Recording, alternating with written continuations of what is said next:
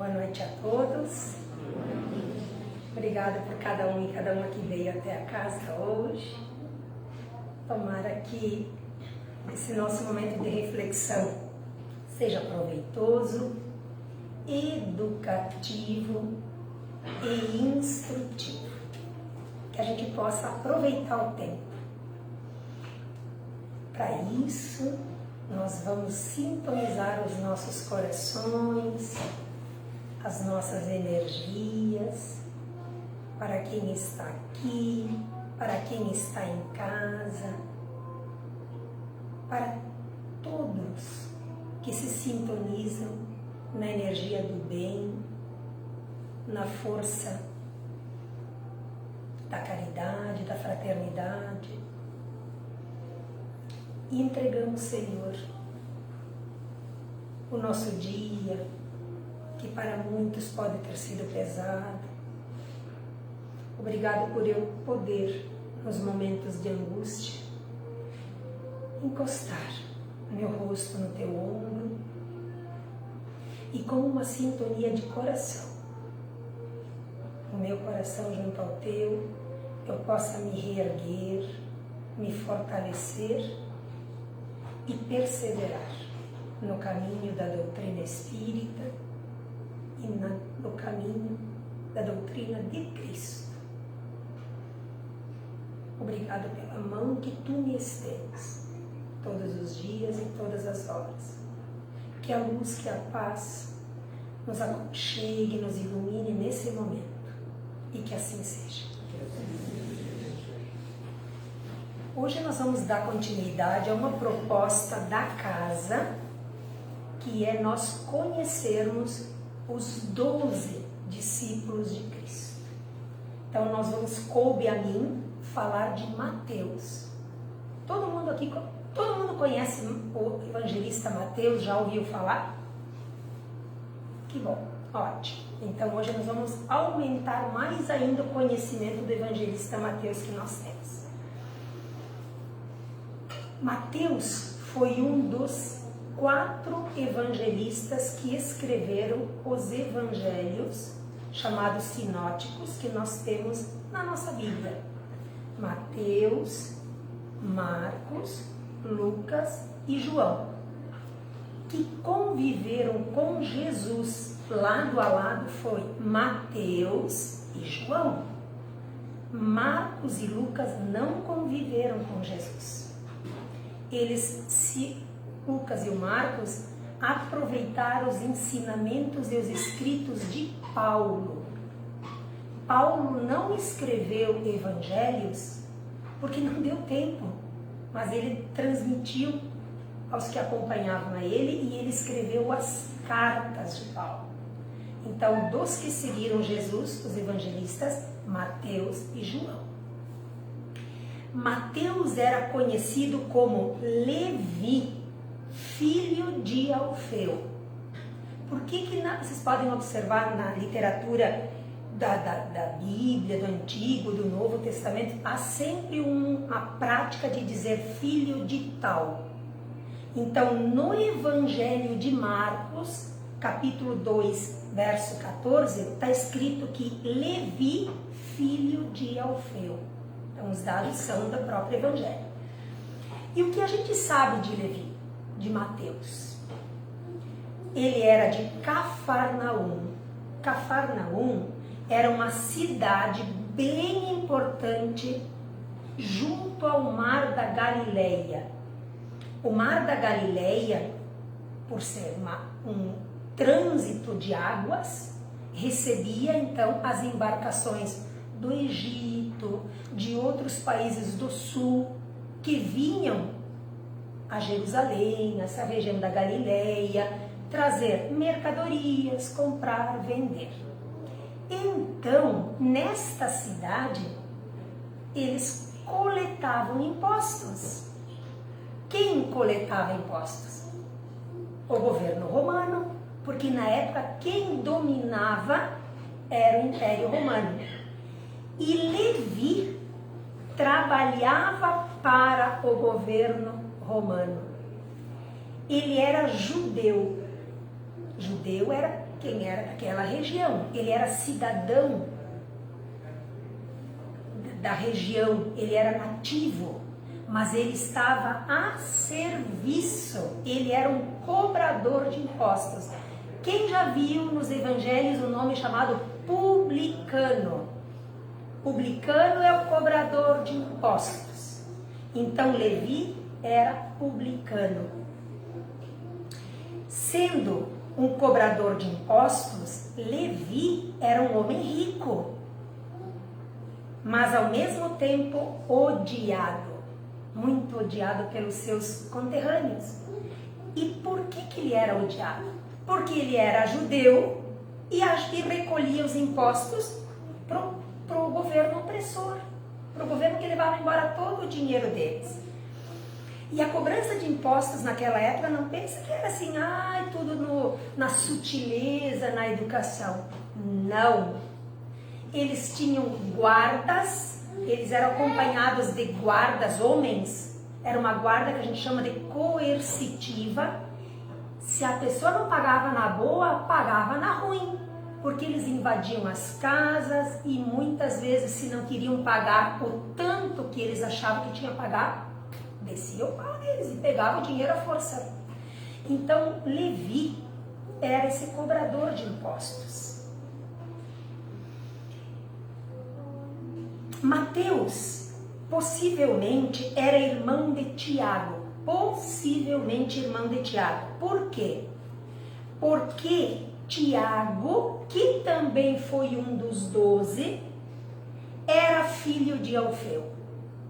Então, no Evangelho de Marcos, capítulo 3, verso 18, está escrito Tiago, filho de Alfeu, Levi, filho de Alfeu. Mas como Alfeu era um nome muito comum, não se sabe, possivelmente, não se sabe se eles eram irmãos, porque era filho de fulano de tal, de tal. Podia ser o mesmo Alfeu ou podia ser outro. Então, por Levi tem um momento da sua vida, não sei dizer em que momento, troca de nome para Mateus. Mateus era letrado, ele sabia ler e escrever, ele controlava os impostos, ele contava o dinheiro, ele era um cara minucioso. Para ser cobrador de impostos, ele precisava ser um cara organizado. Então, como ele escreveu o Evangelho de Mateus, e eu vou convidar vocês, procurem na Bíblia que vocês têm em casa, na Bíblia do Antigo Testamento e o Novo Testamento, não o Evangelho segundo o Espiritismo, procurem Evangelho de Mateus. Procurem, é muito bonito nós conhecermos os Evangelhos. Vocês vão ver que o Evangelho de Mateus é um Evangelho organizado, metódico, assim como um cobrador de impostos, eu imagino que fosse organizado os seus livros.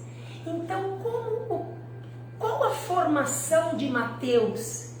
Organizado, metódico, minucioso, detalhista, pesquisador. O primeiro capítulo de Mateus é sobre a ascendência de Jesus. Só ele fez toda a ascendência de Jesus para trás. Para quê? Para provar o que já estava nas Escrituras. Inclusive Mateus, ao escrever o Evangelho, leia o Evangelho de Mateus, é muito lindo. Ao citar as passagens do Evangelho, ele cita inúmeras vezes as Escrituras e os profetas do Velho Testamento. Por quê? Ele estrutura de tal maneira o Evangelho, especialmente nessa primeira parte também, para mostrar que Jesus era da descendência de Davi. E então ele era o Messias prometido. E ele vai para trás 40 gerações. E prova, pela organização científica do Evangelho dele, que Jesus era o Messias que nas velhas Escrituras os profetas diriam que ele viria. Então está tudo organizado. Então, por ser um homem que, pela sua formação de cobrança de impostos, de finanças, será que Deus não deu a missão a Mateus para ser o escritor de um evangelho organizado, científico, com bases que sustenta a verdade? Deus não escreve por linhas tortas. Vocês viram como se preparar para a missão é importante. A gente depois vai falar sobre a proposta. Outro capítulo que eu convido a vocês a estudarem, a lerem no Evangelho de Mateus. Ele cita o Sermão do Monte, as bem-aventuranças.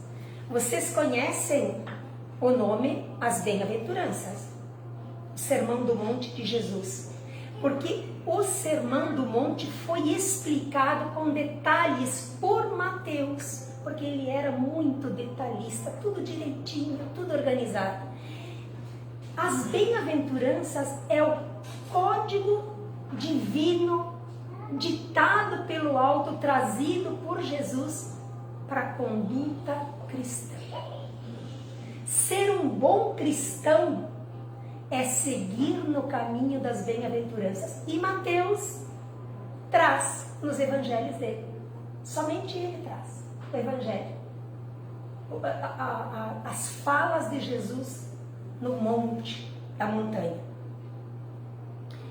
E como é que Jesus chamou, como que Mateus foi escolhido por Jesus? Teve um momento, e isso está escrito no seu próprio Evangelho 9, capítulo 9, versos 9, aonde está descrito como Jesus chamou Mateus. E diz assim, leiam depois o Evangelho de Mateus, capítulo 9, verso 9. Indo adiante, viu Jesus um homem chamado Mateus. Então deduz-se que ele já tinha trocado para Mateus, ou não se tem a certeza do momento que ele trocou de nome. Sentado na coletoria, lá no birô de cobranças dele, na coletoria de impostos, e disse, segue-me. Jesus já tinha convidado Pedro, já estava convidando os seus discípulos. Encontrou Mateus e disse, segue-me. Este, levantando-se, seguiu-o. Ele próprio escreveu como ele procedeu. Mateus ficou tão impressionado com o magnetismo de Jesus que a ponto de abandonar uma profissão de muito dinheiro e se tornar um dos 12. Porque a cobrança dos impostos funcionava assim. Ele cobrava o dinheiro e ele decidia o que dar para o governo romano. Uma boa parte eles seguravam para eles. A mesma conduta foi de Zaqueu. Quem não conhece a passagem de Zaqueu nos evangelhos que diz assim, quando Zaqueu encontra Jesus, ele fica tão tocado com Jesus, ele também era publicano, ele também cobrava impostos, era riquíssimo. E aí ele diz para Jesus, se eu prejudiquei alguém, restituirei em 4 vezes o que eu tirei da pessoa. Zaqueu foi outro que se converte, mas ele não foi um dos 12. Só para citar o caso do que era um publicano. O publicano cobrava uns 4 e guardava uns 2 para ele e 2 mandava para o Império Romano. Por isso que eles eram ricos. Vocês acham que Mateus, ao receber o convite, e Jesus convidaria assim do nada? Pode ir passar. Convidaria assim do nada uma pessoa, chega lá e vem e segue-me? Não. Mateus já tinha ouvido falar das andanças de Jesus na Galileia. E aquilo já tinha tocado o coração dele. E Jesus, quando se endereça a Mateus, ele já sabia. Possivelmente, Mateus imediatamente assume o convite de Jesus, porque ele talvez vivesse com culpa dentro do coração dele. Ele sabia que ele não estava agindo certo. como extorquir o seu povo e dar para o governo opressor. Ele sabia que estava errado. Ele levanta, ele deixa toda a riqueza, ele renuncia à vida de facilidades. Tem relatos que dizem que ele inclusive destruiu o casamento dele porque a esposa não aceitou. Não chega a estar escrito nos evangelhos, mas outras literaturas. E ele segue Jesus. Porque o magnetismo de Jesus foi tão forte, Jesus, quando convidou, ele sabia que ele ia aceitar. Mateus, então, conhecia o projeto de Deus, porque ele era um estudioso das Escrituras. Ele sabia que o Deus que estava nas Escrituras era um Deus que queria recolher as suas ovelhas. Ele queria fazer parte com as pessoas se entregando voluntariamente para construir o reino de Deus que tanto Jesus pregou. Então ele conhecia a verdade, mas estava envolvido numa situação que ele se sentiu tão mal quando conheceu Jesus, renunciou a tudo. Quando Jesus convida ele está na passagem de Mateus, capítulo 9, versículo 10. Não, perdão. Após isso, o convite está em 9, versículo 10. O próprio Mateus descreve que faz um convite a Jesus e o convida para fazer uma refeição em sua casa. Quando é que a gente convida alguém para fazer uma refeição na casa da gente? Quando a gente quer estabelecer uma amizade, uma convivência. E olha só a quem ele convidou mais. Refeição com os pecadores. Está escrito no Evangelho de Mateus. Aconteceu que, estando ele à mesa em casa, vieram muitos publicanos e pecadores. Ele convidou um monte dos colegas deles para conhecer Jesus, para mostrar o que tocou a ele, oportunizar os outros. E se assentaram à mesa com Jesus e seus discípulos. Os fariseus, vendo isso, perguntaram aos discípulos: por que vosso mestre come com os publicanos e com os pecadores? Jesus, ouvindo isso, respondeu: não são os que têm saúde que precisam de médico, e sim os doentes. Ide, pois, e aprendei o que significa misericórdia quero, sacrifício não. Com efeito, eu não vim chamar os justos, mas os pecadores. Essa passagem está em Mateus. Então, olha só. Olha como Mateus era um homem hospitaleiro, de bom relacionamento, convida Jesus para jantar na sua casa, para fazer uma refeição na sua casa, convida os publicanos e os fariseus, e todos sentam-se à mesa. Neste dia, Mateus entende a sua missão, torna-se o grande evangelizador, pela sua ação de levar o conhecimento de Jesus aos pecadores, aos que talvez um dia pudessem despertar para o amor que o mestre deixaria como legado. Então Mateus, a partir dali, decide que ele vai evangelizar, vai levar a boa nova, a palavra de Jesus, a instauração do verdadeiro reino de Deus no coração dos homens, que foi a grande mensagem de Jesus. Vocês sabiam qual a palavra que mais aparece nos evangelhos? Todos os 4 evangelhos escritos, qual a palavra que mais aparece? Reino de Deus. A palavra que Jesus mais disse, reino de Deus. Porque quando a gente instaura um reino, um rei dentro do coração da pessoa, não existe mais nada que sobrepõe.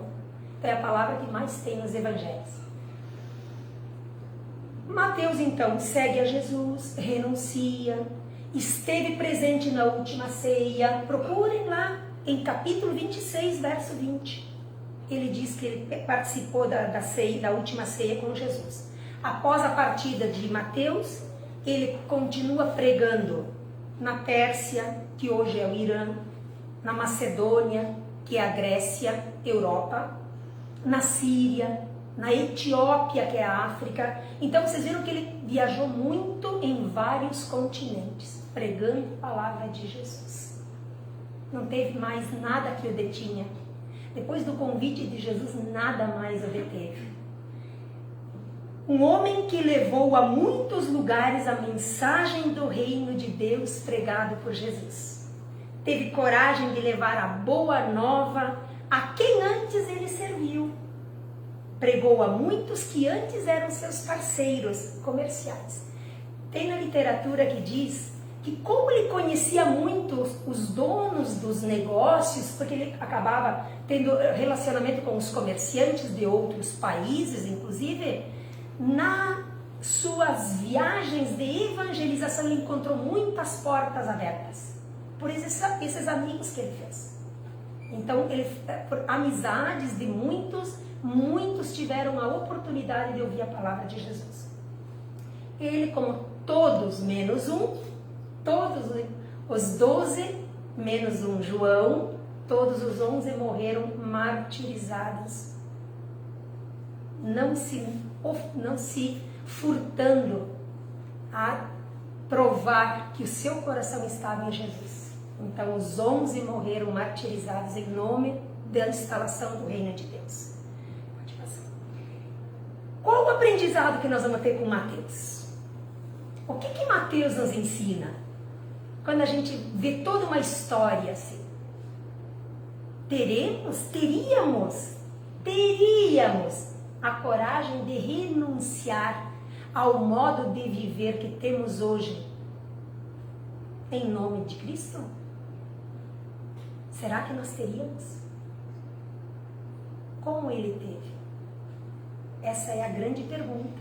Ele teve coragem. Nós temos? Quantas vezes nós somos colocados em confronto a mostrar a nossa modo de ser e as nossas opiniões? Será que nós temos coragem de assumir uma postura do bem? Nossa missão de divulgar o Evangelho de Jesus. Mateus divulgou o Evangelho de Jesus, porque depois que ele se comprometeu, Cristo entrou no seu coração. E aí ele se comprometeu. Mais ou menos quando Paulo diz, não sou mais eu quem vive, sim Cristo que vive em mim. Foi nessa mesma situação. Então a pergunta é, eu faço a minha missão de divulgar o Evangelho do Cristo? Então olhem a coragem de Mateus.